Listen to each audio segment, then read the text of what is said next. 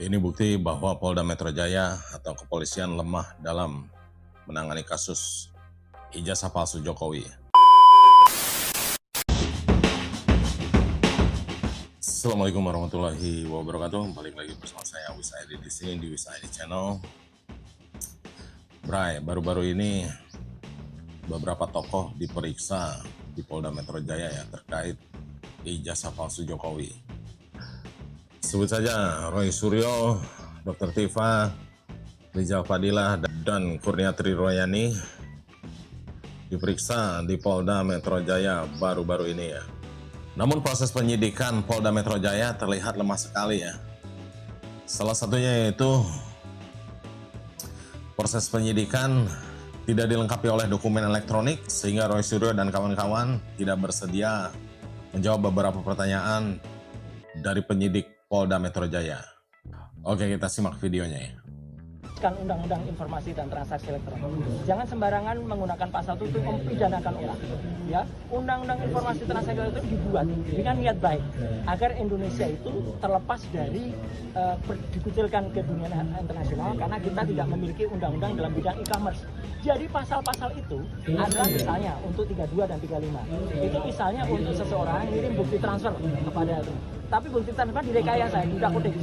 1 juta dijadikan 10 juta. Nah, itu yang dipidana. Ada orang misalnya ya posting ini ijazah asli gitu. Tapi ternyata yang punya ijazah nggak mengakui kalau itu asli. Ya, kader partai itu. Ya, dia yang harusnya bisa kena itu. Dia bisa kena 8 tahun atau 12 tahun.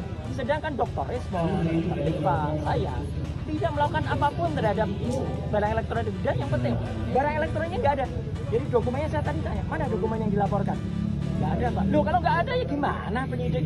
Gitu loh. Kenapa nggak ada dokumen elektronik? Ini Undang-Undang Informasi dan Transaksi Elektronik. Sekitar 26 pertanyaan yang dilontarkan kepada Roy Suryo. Dan Roy Suryo keberatan menjawab beberapa pertanyaan dari penyidik karena dianggap tidak relevan dan tidak ada bukti dokumen elektronik itu sendiri ya. Dan anehnya lagi ketika penyidik ditanya mengenai nama-nama yang terlapor dari pelapor, penyidik terdiam ya.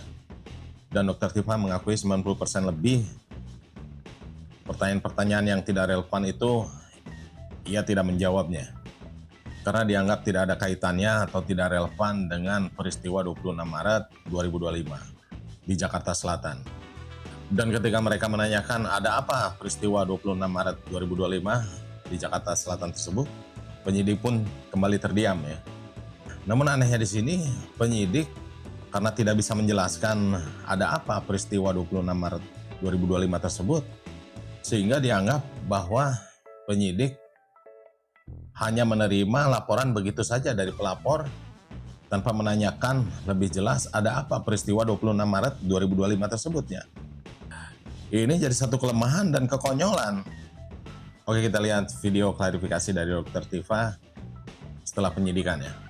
Jadi kami bertanya jawab, saya memenuhi jawaban atas pertanyaan-pertanyaan yang disampaikan oleh para penyidik, dan kemudian saya juga menyampaikan bahwa surat undangan klarifikasi ini adalah seharusnya sesuai dengan apa yang tertulis di dalam undangan klarifikasi, yaitu definitif disampaikan bahwa undangan klarifikasi ini adalah sesuai dengan peristiwa yang dilaporkan oleh pelapor yang terjadi di Jakarta Selatan tanggal 26 Maret 2025.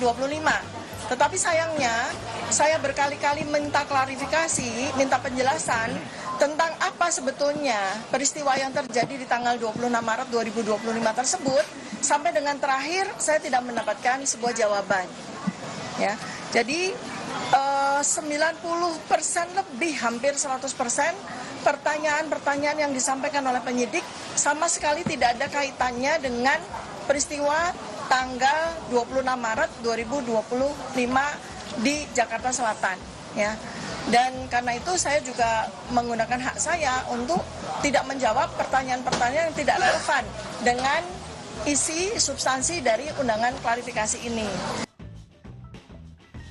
Well, berbeda dengan Roy Suryo dan Dr. Tifa, Rizal Fadilah dan Kurniatri Royani mengaku mereka mengeluh karena kesehatan mereka ya. Mereka diperiksa hingga larut malam. Karena begitu lamanya mereka diperiksa, mereka mengeluh kenapa pertanyaannya tidak kepada intinya saja ya. Dan kita tahu Rizal Fadila baru saja mengalami kecelakaan ya, oleh karena tertabrak kendaraan. Polda Metro Jaya mengakui sudah mengantongi barang bukti berupa fotokopi ijazah Jokowi dan sudah memasuki tahap penyelidikan. Polda Metro Jaya mengantongi sejumlah barang bukti terkait laporan yang dilayangkan mantan Presiden ke-7 RI Joko Widodo, Jokowi, soal tudingan ijazah palsu. Barang bukti itu diserahkan ke kepolisian saat Jokowi dan tim kuasa hukum membuat laporan polisi beberapa waktu lalu. Jadi beberapa barang bukti yang sudah diterima oleh penyidik antara lain adalah satu buah flash disk berisikan 24 link, jadi berupa link ya, link video YouTube dan konten pada media sosial X. Kata Kabid Humas Polda Metro Jaya Kombes Ade Arisyam Indradi kepada wartawan pada Kamis 15 Mei 2025. Kemudian ia mengakui ada beberapa dokumen fotokopi ijazah, kemudian ada print out legalisir dan juga ada fotokopi cover dari skripsi dan lembar pengesahan. Jadi fotokopi tadi saya jelaskan ya, fotokopi gitu. Ini masih tahap penyelidikan. Kronologis perkara yang dilaporkan adalah pada tanggal 26 Maret 2025 di sekitar Karet Kuningan, Jakarta Selatan, pelapor selaku korban mulai mengetahui adanya video melalui media sosial berisi pernyataan fitnah dan pencemaran nama baik dengan pernyataan ijazah palsu S1 dari sebuah universitas milik pelapor atau korban. Dan mengingatkan kepada pihak yang membuat pernyataan dan konten berisi fitnah dan pencemaran nama baik tersebut sebagaimana yang dinyatakan diantaranya oleh yang pertama RHS ya, yang kedua RSN, yang ketiga TT, yang keempat ES, dan yang kelima KTR, tutur Ade Ari. Nah, disinilah kelihatan lemahnya Polda Metro Jaya atau kepolisian. Mengapa ijazah asli Jokowi tidak dijadikan sebagai barang bukti dalam proses penyelidikan ini ya? Apakah Polda Metro Jaya takut untuk meminta ijazah aslinya?